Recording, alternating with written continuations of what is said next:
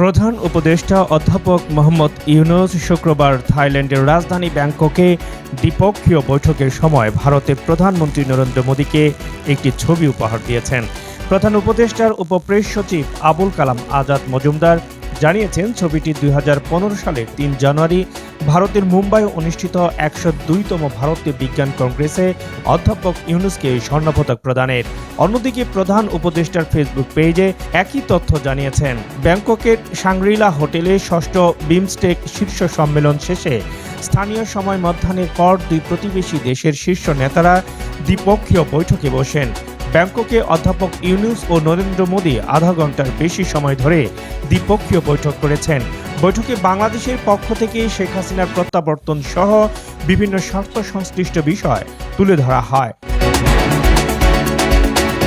প্রধান উপদেষ্টার প্রেস সচিব শফিকুল আলম এ তথ্য জানিয়েছেন। শফিকুল আলম বলেন, বাংলাদেশ ও ভারত দুই দেশের সরকার প্রধানের মধ্যে অনুষ্ঠিত বৈঠকটি অত্যন্ত গঠনমূলক ও ফলপ্রসূ হয়েছে। আমাদের সঙ্গে পারস্পরিক স্বার্থ সংশ্লিষ্ট সব ইস্যুতে আলোচনা হয়েছে।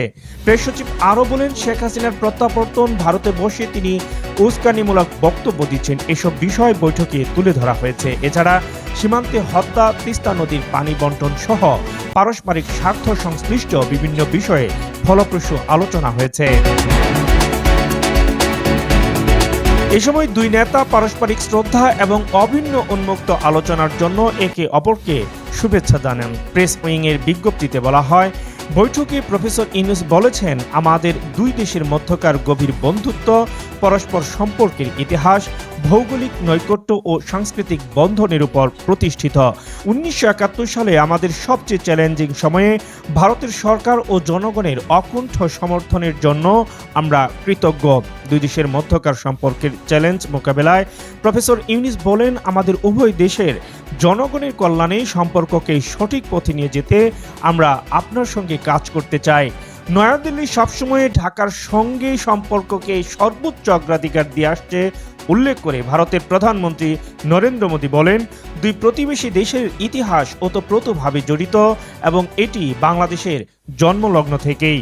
প্রধানমন্ত্রী মোদী প্রফেসর ইউনূসের আন্তর্জাতিক মর্যাদার কথা স্মরণ করেন। তিনি বলেন, ভারত সবসময় প্রগতিশীল, গণতান্ত্রিক ও অন্তর্ভুক্তিমূলক বাংলাদেশকে সমর্থন করবে।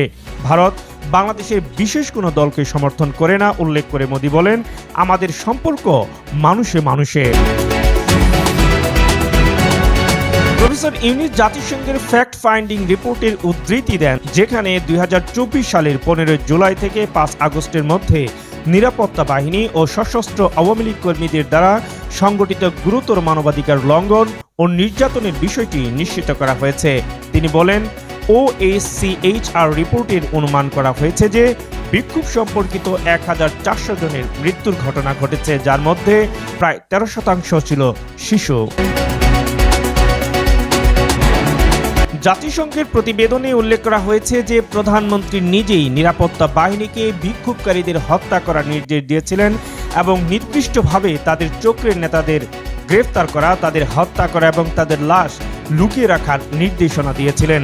এর জবাবে শেখ হাসিনার বক্তব্য ঘিরে টানাপোড়েনের জন্য সামাজিক যোগাযোগ মাধ্যমকে দায়ী করেছেন ভারতের প্রধানমন্ত্রী। তিনি বলেন, ভারত শুধু দেশের সঙ্গে আছে, কোনো ব্যক্তি বা রাজনৈতিক সংগঠনের সঙ্গে নয়। প্রফেসর ইউনূস সীমান্ত হত্যার প্রসঙ্গ উত্থাপন করেন এবং জোর দিয়ে বলেন, প্রাণহানির সংখ্যা হ্রাসে একসঙ্গে কাজ করা কেবল অনেক পরিবারেরই বড় যন্ত্রণা রক্ষা করবে না, বরং আস্থা ও বিশ্বাস গড়ে তুলতে এবং ভারত ও বাংলাদেশের মধ্যের সম্পর্ক জোরদার করতেও সহায়তা করবে।